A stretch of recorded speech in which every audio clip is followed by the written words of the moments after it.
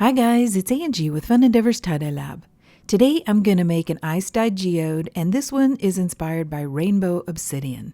If you haven't ever seen that stone, Google it because it's really pretty, and it has lots of cool colors. So I'm starting with my shirt turned inside out, and I have the front side of the shirt facing up. I'm going to use a washable marker and make a mark down in the lower portion of the shirt where I'd like for the center of this geode to be. I'm not really going to make the center of the geode look like this, but I want to be able to keep track of where I want the center to be as I'm tying the shirt. I'm going to grab just the top layer of fabric right in the center of that geode area, lift the shirt up off the table, and then give it a shake. That's going to allow the shirt to kind of fall naturally. Then I'm going to lay the shirt back down on the table, and I'm going to start tying from the bottom going toward the center of the geode. I'm also going to take a little metal clip and place it right in the middle of that geode center so that I can just grab that area and quickly find the center portion. I think I get more natural looking geodes when I start tying from the outside in. Sometimes when you tie from the inside out, you'll end up more with a bullseye shape on your geode. And though a bullseye is a really cool tie-dye design, not when you're tying a geode. As I'm tying, I'm also kind of roughing up the fabric. I'm pulling part of that fabric up, creating some additional folds. I'm trying to keep it as messy as possible. I'm just grabbing little bits of fabric, pulling it up, and then wrapping the sinew over those little folds that I pulled up. That's going to make some real unusual little pockets in the shirt, some strange folds in the shirt, and it's going to make it look more interesting.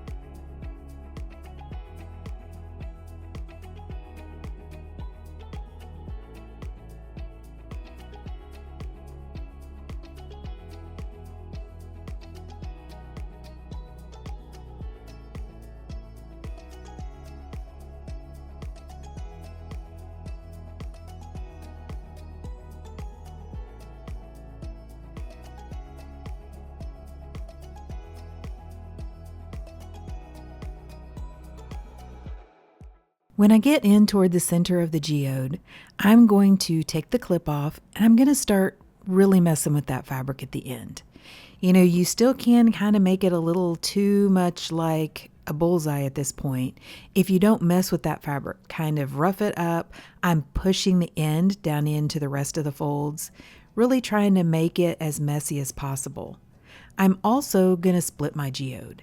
And to do that, I'm just going to take the sinew, kind of pull off a little piece of the fabric, separate it from the rest, and take the sinew down in between those two pieces of fabric. You can divide your center as many times as you want to. I'm going to wrap each of the sections that I divided off separately, and instead of cutting the sinew off after each little area, I'm going to wrap the sinew back down that portion of the geode until I get back to the main part of the shirt. That way it will stay intact a little bit better. If you cut your sinew off, in a very small area, sometimes it can come unraveled. Generally not with just a regular geode like this, but maybe if you're tying a geode to reverse dye, I for sure wrap the sinew back down to a larger piece of fabric before I cut it off. If you'll notice too, I've gone ahead and made the lines in between my geode different widths. I haven't made everything universally the same size, and that's on purpose. The more random you try to make a shirt, especially a geode, the better it looks because it looks more natural. I know random is really hard sometimes, but like I said, it just looks so much better, I think. So much more interesting to look at.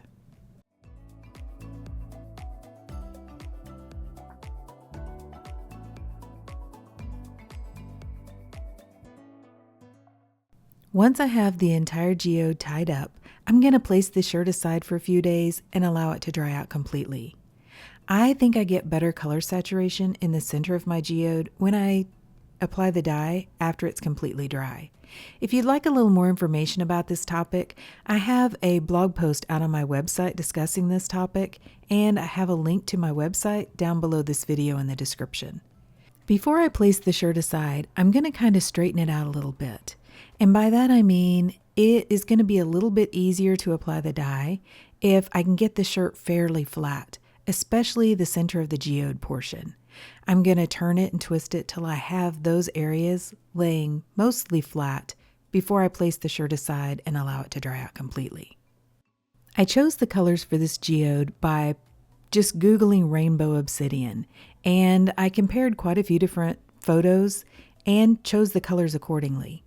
For my setup, I've placed the shirt on top of a metal rack, and then I have the rack down inside of a plastic tote. I'm going to make myself an ice barrier using some silicone cake molds, and I have a link to those down below this video in the description. I'm going to attach the cake molds together, then I'm going to wrap them around the shirt, and to hold them up close to the shirt, I'm going to use some wooden clothespins and attach them to my metal rack. Then because the shirt is completely dry, I've placed some soda ash solution down inside of a plastic squirt bottle, and I'm going to lightly spray the top of this geode. That's going to help the dye to stick to the top a little bit better and not as much of the powdered dye to fall down into my container below. Then I'm going to begin applying the dye. And I'm going to add dye to the various sections on the shirt, but I'm not going to add just a single dye color to each section. I'm going to make that a little bit more random too. I'm going to add sometimes a couple of different dye colors to a section, dye on the lines, just, try to keep it looking more random and natural. So let me tell you the dye colors that I'm using. I'm using black, which is a special order Dharma color. You can still get that one, but you have to order in large quantities. Otherwise, there's a Facebook group called Tie-Dye Supplies Marketplace, and people in that group normally buy these dyes in large quantities and repackage them down into smaller quantities. I'll leave a link to that group down below this video in the description. Then I'm using New Black, Charcoal Gray, Sage Green, and Black Cherry, which are also all Dharma colors. I'm using Wild Chicory, Blue Pervinca, and Lichen, which are from Dye Spin. And the last color I'm using is Bordeaux from Pro Chemical and Dye. I'm also adding quite a bit of dye whenever I apply it to the shirt. And the reason that I'm doing that is because I'm not going to turn this shirt over and add more dye to the back side. Because I'm trying to apply the dye in such a random manner, it would be very difficult for me to line the dye up on the back side. So what I'm going to do is apply plenty of dye to the front side of the shirt, then just continue to add ice until the dye goes all the way through this fold.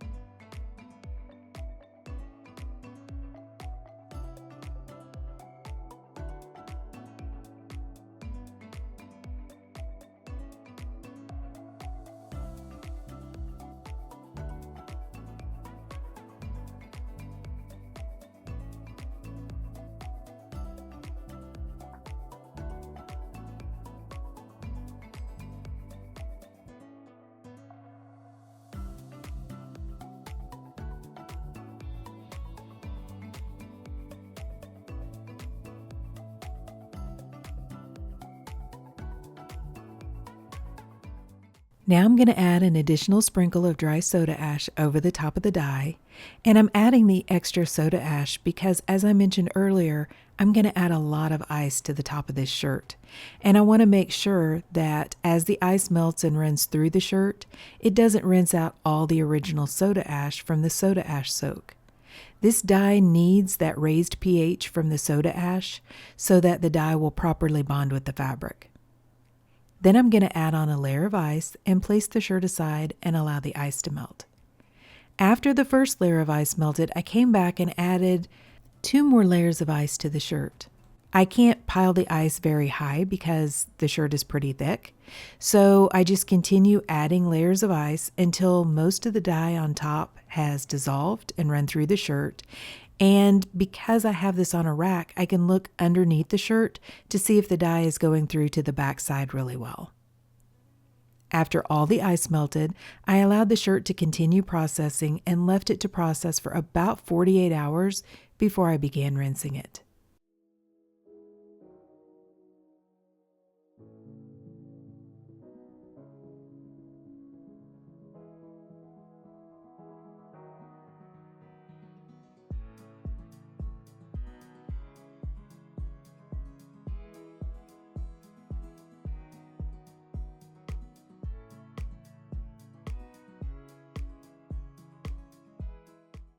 To rinse the shirt, I took it to my utility sink and I began rinsing it in cold water to rinse out the soda ash.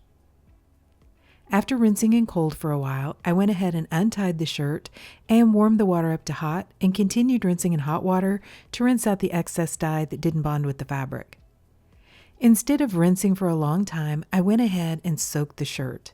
And to do that, I added some really hot water to my utility sink, added a little bit of Blue Dawn dish soap to the water, placed the shirt inside, and just allowed it to soak.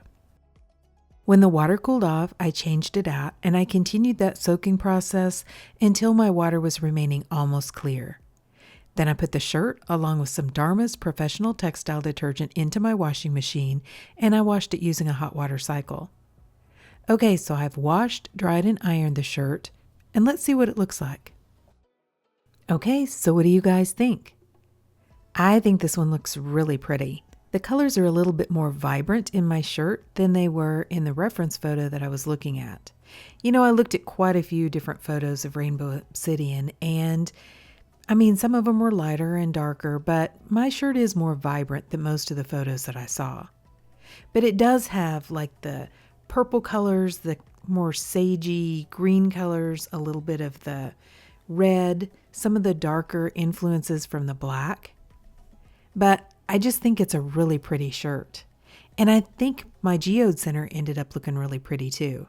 I do still have a few little white areas in the Geode center. And the reason why I'm getting those is because that area is tied really tightly. I'm putting a lot of different sinew lines in that space.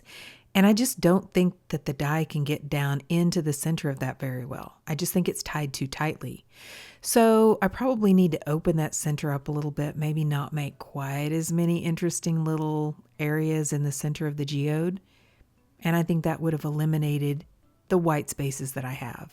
But I don't have a lot of white left on the shirt, and I don't think it looks bad at all. The thing to remember with geodes is just like nature. They're not perfect, and that's what I think makes them so interesting and so fun to tie. Every single geode shirt turns out looking totally unique and really cool in and of itself. I really like the back of the shirt too.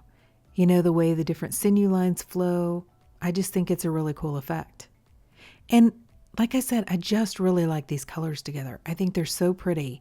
The colors that I used, because I did add in some darker colors like the black, the new black, the charcoal gray, those are all great color splitters.